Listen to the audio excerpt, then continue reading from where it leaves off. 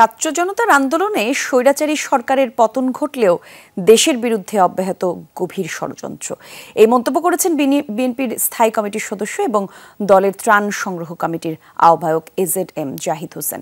বিকেলে নয়াপল্টনে বিভিন্ন জেলা থেকে আগত নেতাকর্মীদের কাছ থেকে ত্রাণ সংগ্রহ করা হয়। এ সময় তিনি বলেন, ছাত্র জনতার কাছে পরাজিত শক্তি বসে নেই, তারা দেশে বিদেশে নানা চক্রান্ত করছে।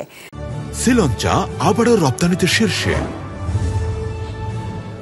বলেন, প্রশাসনের সব সেক্টরে এখনো তাদের প্রভাব রয়েছে, তাদের বিরুদ্ধে ব্যবস্থা নিতে অন্তর্বর্তী সরকারের প্রতি আহ্বান জানান জাহিদ হোসেন। বলেন, বন্যা দুর্গতদের মাঝে 14 কোটি টাকার বেশি ত্রাণ সামগ্রী বিতরণ করেছে দলটি।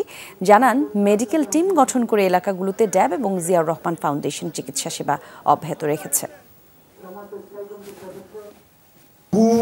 সেই হত্যা রাজনৈতিক হত্যা, আর এই ছাত্র জনতার আন্দোলনে সহস্রাধিক ছাত্র জনতা রাজনৈতিক কর্মী হত্যার বিচার না হবে, লক্ষ লক্ষ কোটি টাকা লোপাটের বিচার না হবে এবং এই রেজিমের সাথে সম্পৃক্ত যারা তাদের মূলোৎপাটন করে তাদেরকে বিচারের আওতায় যদি না আনা যায়, দেশের বিরুদ্ধে গভীর ষড়যন্ত্র বন্ধ হবে না।